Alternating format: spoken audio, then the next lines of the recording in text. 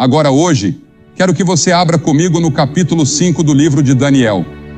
Eu suponho que, mais do que qualquer outro livro na Bíblia, este livro prevê o futuro, a menos que seja o livro de Apocalipse. E quando você ler o livro de Apocalipse, sempre leia o livro de Daniel. O livro de Daniel em uma mão, o livro de Apocalipse na outra, e na sua frente o jornal diário, e todos eles se conectam. Porque Daniel é um livro de profecias. Mas o que quero falar sobre Daniel hoje é um incidente que aconteceu em sua vida, ao qual acho importante nos voltarmos, e não vou tomar tempo para ler para você, vou contar. É a história de Daniel já em Babilônia.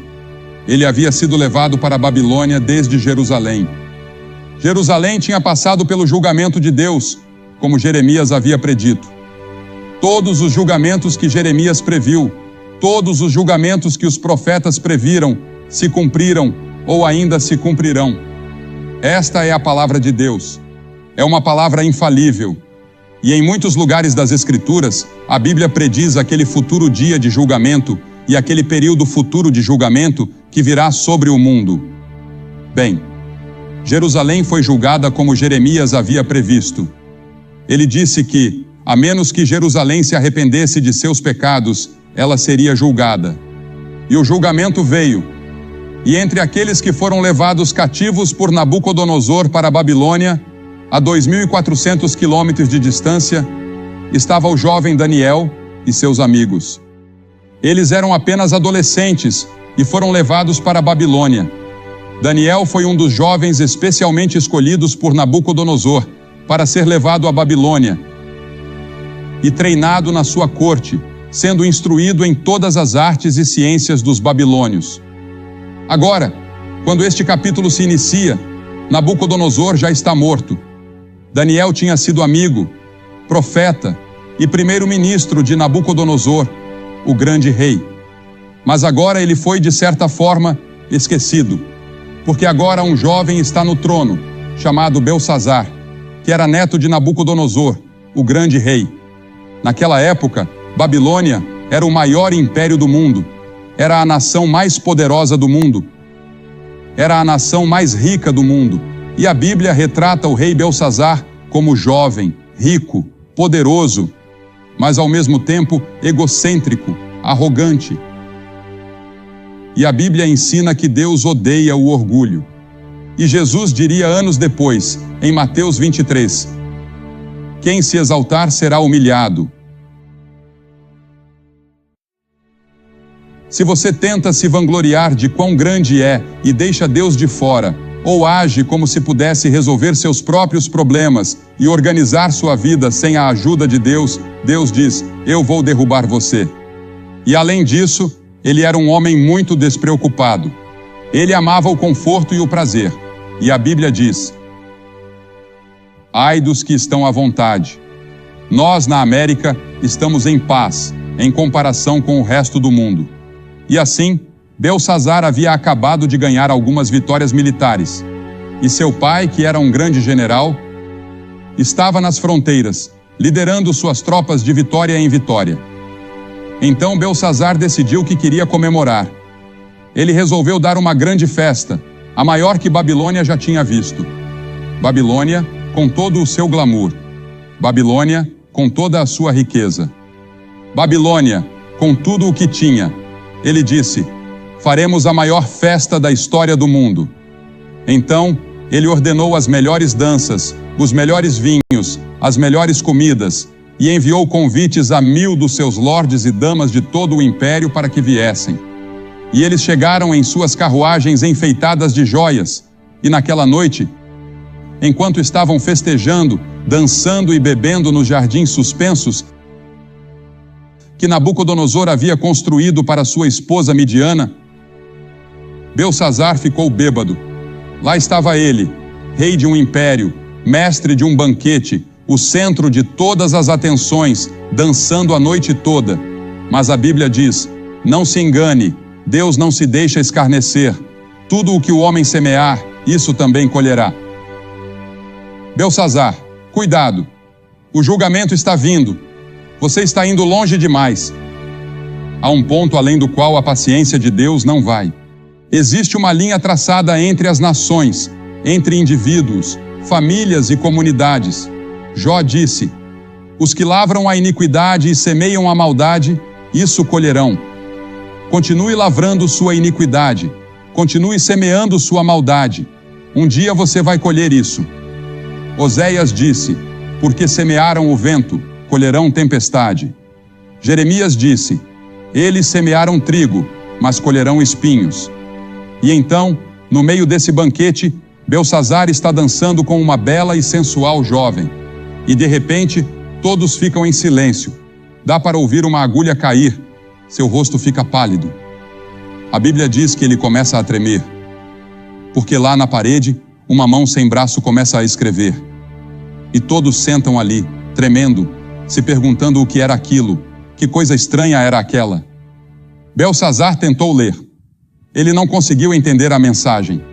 Então disse: vamos chamar os astrólogos, os adivinhos, os caldeus, vamos chamar os magos, vamos chamar todos os que podem interpretar esse tipo de coisa. E eles vieram, mas não conseguiram ler. Belsazar ficou ainda mais apavorado. A escrita ficava cada vez mais clara e brilhante. As pessoas estavam assustadas. E sua mãe ouviu falar sobre isso, e ela, por sinal, não estava na festa. Mas ela entrou e disse: filho, o que é isso que estou ouvindo sobre uma escrita estranha? E ele apontou para a parede. Ela disse: eu conheço um homem que pode ler essa escrita. Seu nome é Daniel. Ele é um grande profeta. Ele ajudou seu avô a interpretar sonhos. Ele foi primeiro-ministro sob o governo de seu avô. Ele tem vivido uma espécie de semi-aposentadoria. Talvez você não o conheça. Mandaram chamá-lo, e ele veio. Belsazar disse: Daniel, você vê aquela escrita? Se você ler o que está escrito, farei de você o terceiro governante do império. Colocarei uma corrente de ouro em volta do seu pescoço, te vestirei com vestes reais, e você será parte da família real, próximo a mim. Daniel olhou para a escrita e a reconheceu imediatamente. Aquela era a caligrafia de seu pai. Aquela era a caligrafia de Deus, o Pai. E Daniel havia estudado Deus e vivido com ele durante todos esses anos. E sabia que aquela era a escrita de Deus. Ele disse: Belsazar, eu posso ler a escrita, mas fique com os seus presentes. Eu não os quero. Dê os seus presentes a outra pessoa.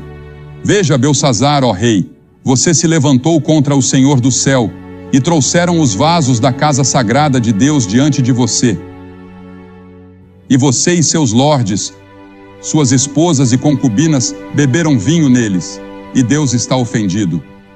E você louvou os deuses de ouro, prata, bronze, ferro, madeira e pedra, que não veem, não ouvem e não sabem nada, e o Deus em cujas mãos está o teu fôlego, e em cujas mãos estão todos os teus caminhos, tu não glorificaste.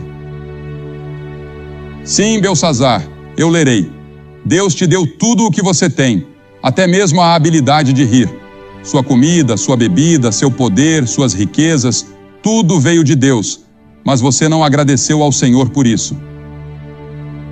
Daniel disse: tudo bem, aqui está a escrita: Mene, Mene, Tekel, Parsim. Esta é a interpretação. Mene, Deus contou os dias do seu reino e acabou com ele. Belsazar, você acabou. Seu último dia foi vivido nesta terra. Tekel, você foi pesado nas balanças de Deus e foi achado em falta. Parsim, teu reino foi dividido e entregue aos medos e persas. E enquanto eles estavam no banquete, desconhecido dos babilônios, o grande rio Eufrates estava sendo desviado de seu curso e o exército medo-persa passou pelo leito seco do rio. Naquela noite, Babilônia caiu nas mãos dos medos e persas. Belsazar foi morto. Daniel permaneceu e se tornou primeiro-ministro no próximo império. Ambos os impérios o respeitavam por sua sabedoria, sua fé, seu propósito e sua piedade. Será que Deus está escrevendo na parede da América hoje à noite? A palavra mene também significa lembrado. Deus se lembra. Deus se lembra dos nossos pecados. Deus vê nossa pornografia. Ele vê nossos filmes obscenos. E Ele vê esses novos filmes que estão sendo lançados, zombando de Jesus Cristo. Ele vê nossas mentiras, nossos enganos e nossa corrupção que permeiam toda a nossa sociedade. Ele vê tudo e as Escrituras dizem: tenha certeza de que seu pecado o encontrará. Mas Deus se lembra de outra coisa também. Ainda não é tarde demais. Deus se lembra de esquecer. Quando qualquer grupo de pessoas, qualquer nação, se arrepender de seus pecados e se voltar ao Senhor, Ele perdoará seus pecados e curará a terra. Essa é a promessa do Senhor. Em segundo lugar, Ele diz: foste pesado nas balanças e achado em falta. A Escritura diz: tu pesas os caminhos dos justos. O Senhor diz que as ações são pesadas por Ele. Todos os caminhos de um homem podem parecer puros aos seus próprios olhos, mas o Senhor pesa o espírito. A nação, o mundo, está sendo pesado hoje à noite. Você está sendo pesado nas balanças de Deus. Nossos pecados são grandes aos olhos do Senhor e estamos sendo pesados em suas balanças. Muitos líderes pensantes acreditam que a escrita já está na parede e que o julgamento já começou a acontecer. Mas Deus nos pesa como indivíduos. Como Ele vai nos pesar? O que está do outro lado das balanças? Veja, aqui estão as balanças. Aqui está você. E aqui está o que Deus usará para pesar você. Primeiro, Ele vai pesar você pelos 10 mandamentos. Como você se sai com os 10 mandamentos? Não terás outros deuses diante de mim. Não tomarás o nome do Senhor teu Deus em vão. Não cometerás adultério. Não furtarás. Não dirás falso testemunho. Não matarás. Todos esses mandamentos estão incluídos nos 10. E a Bíblia diz que se transgredimos um ponto, somos culpados de todos. Se você quebrou um mandamento uma vez na sua vida, é como se tivesse quebrado todos. Bem, você pode dizer: claro, já quebrei pelo menos 1 ou 2 deles, então você é culpado de todos. E essa é a razão pela qual a Bíblia diz que somos todos culpados. Essa é a razão pela qual Jesus disse: aquele que está sem pecado, que atire a primeira pedra na mulher pega em adultério. Nenhum dos líderes religiosos poderia fazer isso, porque todos pecaram. Todos pecaram e estão destituídos da glória de Deus, e todos estão sob o julgamento de Deus. Então, não apenas seremos pesados pelos 10 mandamentos, mas também pela lei do amor. Em Mateus 22, Jesus disse: amarás o Senhor teu Deus de todo o teu coração, de toda a tua alma e de todo o teu entendimento. Este é o maior mandamento. E o segundo, semelhante a este, é: amarás o teu próximo como a ti mesmo. Sobre esses 2 mandamentos, disse Jesus, se sustenta toda a lei e os profetas. Tudo se resume ao amor. Você ama o Senhor, seu Deus, com todo o seu coração, com toda a sua mente, com toda a sua alma. E você ama o seu próximo.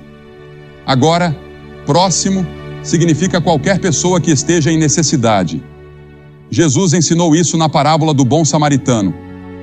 Quem estiver em necessidade, você deve amar esse próximo tanto quanto ama a si mesmo. Foi isso que Jesus disse. Seremos julgados por essa lei. Em terceiro lugar, seremos julgados pela pessoa de Jesus Cristo.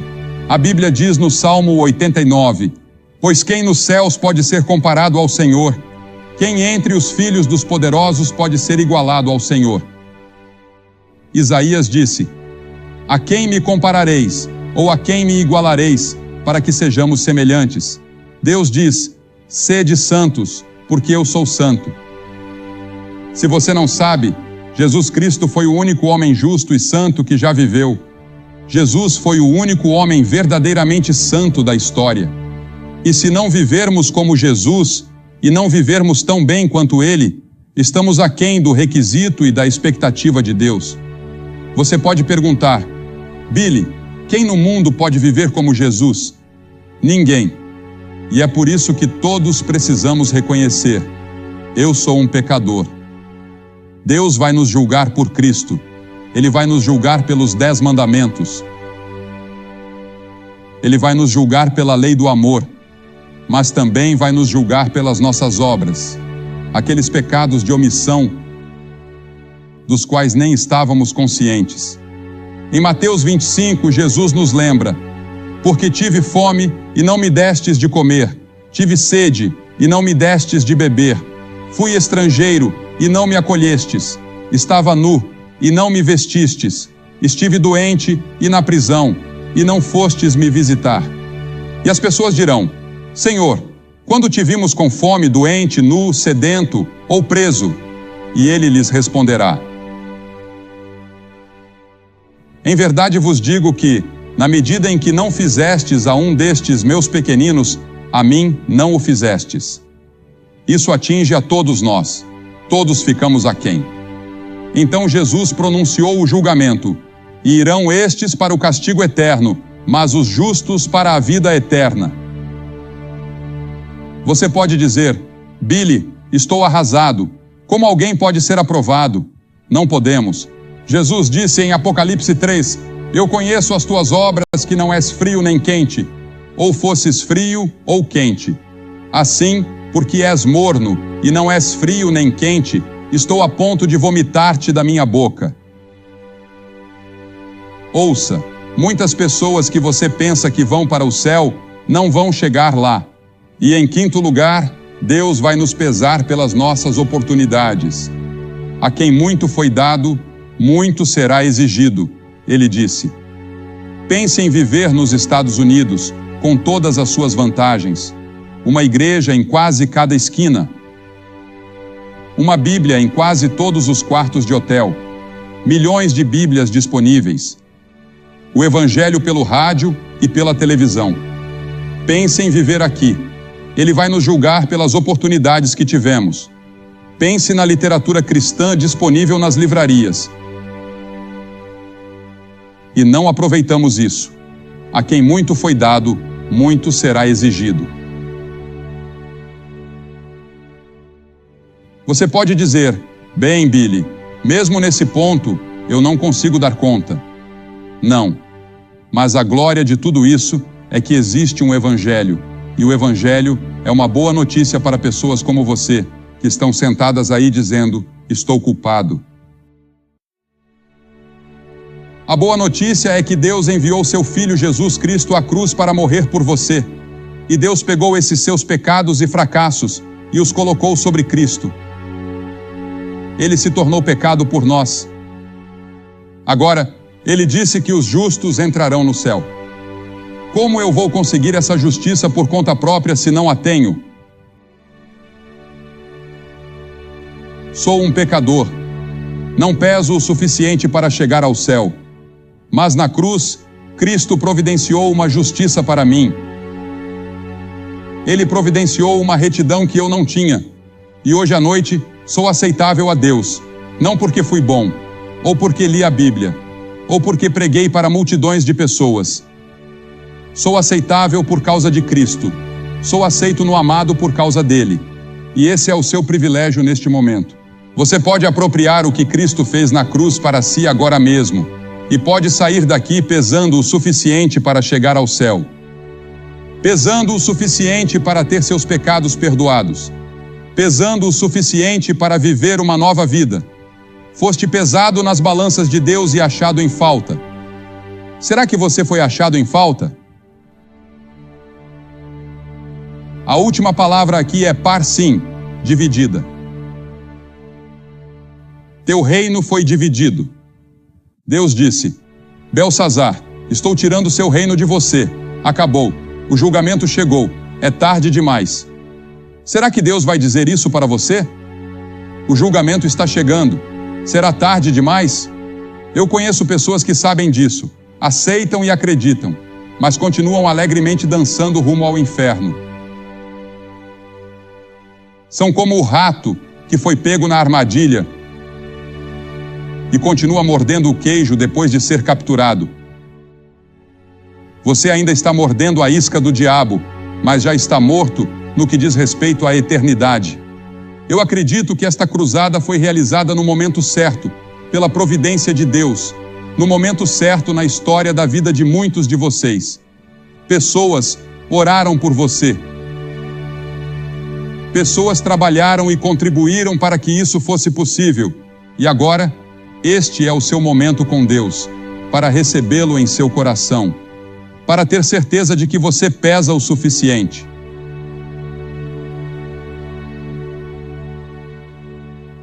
Não, eu não estarei no julgamento. Agora, pois, nenhuma condenação há para os que estão em Cristo Jesus. Não vou dizer a você que estarei lá. O julgamento que eu merecia foi levado por Jesus Cristo na cruz. E eu aceitei o que ele fez, mesmo que tenha parecido tolo e um pouco ridículo para mim naquela noite, dizer sim a Jesus Cristo na frente de todas aquelas pessoas. Eu fiz isso. E agora vou pedir que em poucos instantes você se levante do seu assento, venha até aqui à frente e fique em frente a esta plataforma dizendo: ao vir, eu quero Cristo no meu coração. E depois que você vier, direi algumas palavras a você, farei uma oração com você e te darei alguns materiais para que depois possa voltar e se juntar aos seus amigos. Mas não deixe esta tarde passar sem dizer sim a Jesus Cristo. Porque veja, você pode nunca mais ter outro momento como este. Este pode ser o último momento que você terá. Agora é o momento de se levantar e vir, junto com as centenas de pessoas que vieram esta semana, até mesmo 1000. Venha e junte-se a eles dizendo hoje: eu quero que Cristo perdoe meus pecados.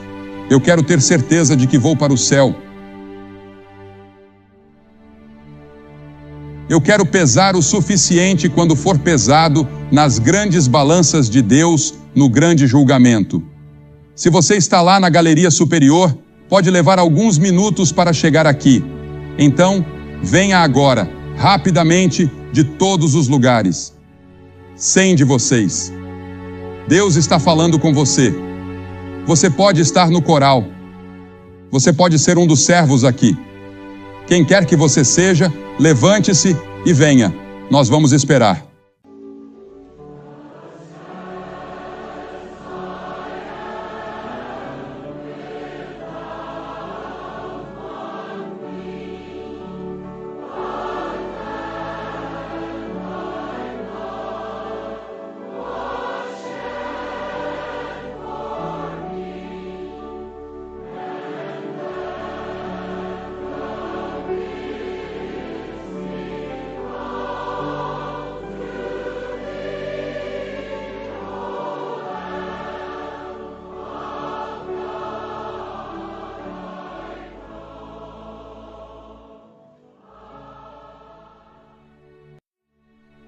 Como você pode ver pela televisão, centenas de pessoas estão vindo aqui em St. Louis para se comprometer com Jesus Cristo. Elas querem ter certeza de que seus pecados estão perdoados. Elas querem saber que pesam o suficiente nas balanças de Deus. Não, eu não acredito que seja tarde demais para os Estados Unidos se voltarem para Deus. Eu acredito que ainda podemos ter cura em nosso país. Eu acredito que podemos nos voltar para Deus e encontrar uma nova atmosfera se fizermos isso. Mas isso também pode acontecer na sua vida como indivíduo, pode acontecer na sua casa, na sua rua, na sua comunidade, no seu apartamento, onde quer que você esteja. Mas tem que começar com alguém. Pode começar com você, se você disser sim a Jesus Cristo agora. Espero que você faça esse compromisso.